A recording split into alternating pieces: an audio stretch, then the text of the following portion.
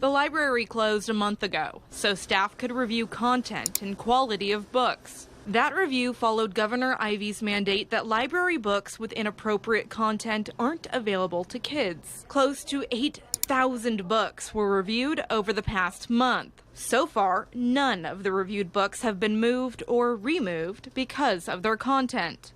From the outside, the Ozark-Dale County Library looks exactly the same. But once you open those front doors and head inside, you'll find that the sections and shelves look a little bit different.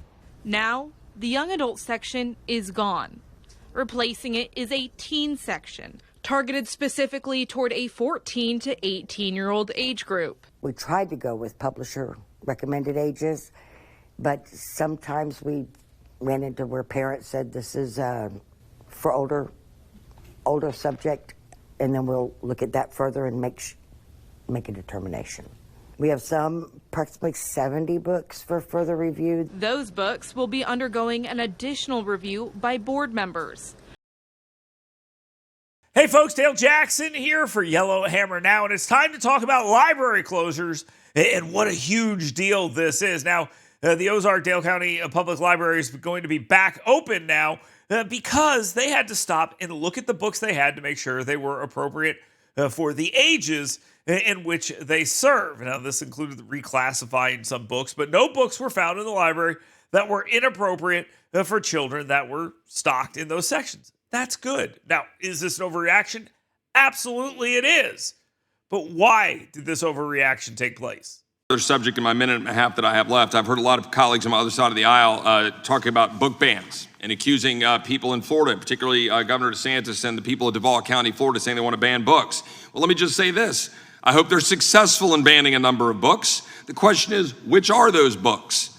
Are those books, for example, genderqueer, a memoir, that book, or this book is gay?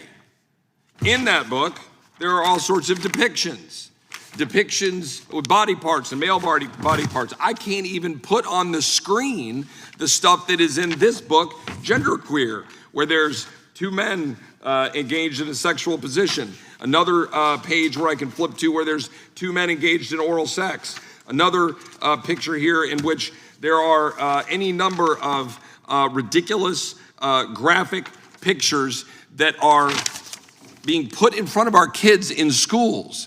Now, my question for this entire panel is, do you believe that parents have a right to know whether this stuff is in their schools, in the libraries, or being pushed or promoted by teachers in their schools? I would like a yes or no answer from each member of the panel. Start with you, Ms. Neely, and work down. Yes, absolutely. Absolutely. Yes, absolutely. Ms. Johnson? Yes, parents have a right to know. Parents have a right to know. Well, that's good to know.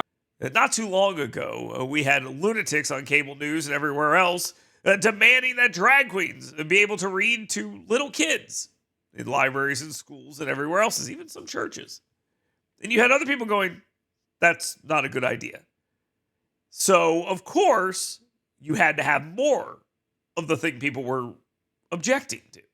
We have a degenerate society and a degenerate media that has to go around and take the side of every degenerate loser in the country. Well, sane people raised up and said, my taxpayer dollars are going to this, and I don't want to see this. In the Ozark-Dale County Library said, okay, we're going to look and make sure we're not doing anything wrong here because this has gotten so out of hand. The reaction is not the problem. The original problem still remains. There are people out there who want to expose children to material that is not appropriate. That's it. That was the whole thing. People said, hey, don't show them inappropriate material, and people freaked out. Well, then you got a reaction from the sane people in society, and that's how stuff like this happens. It was all avoidable. When someone says, hey, you shouldn't show graphics gay sex to children, you know what you say? Yeah, okay, that's reasonable. We shouldn't be sexualizing 3-year-olds. Yeah, I agree. That's pretty reasonable. If that's happening, it shouldn't be happening. We're going to make sure that doesn't happen here. That's all that has to happen. If you decide that you want to defend those indefensible things, then don't be surprised when people get pissed off. And then once the government's involved, don't be surprised if something stupid happens. Now, groups like Read Freely Alabama and other degenerate grooming organizations around the country, or at least grooming adjacent organizations around the country, are going to whine and wail about this. But it's their fault. Okay? It is their fault. They are pushing something that is objectionable to most of society. And society still has a say in what goes on. You don't get to push it as far as you want and nobody say anything. This is the reaction to them. Now, they're trying to have a reaction to the reaction. They will lose there as well. But I strongly suggest they just continue pushing for this stuff because we need to know who these freaks actually are.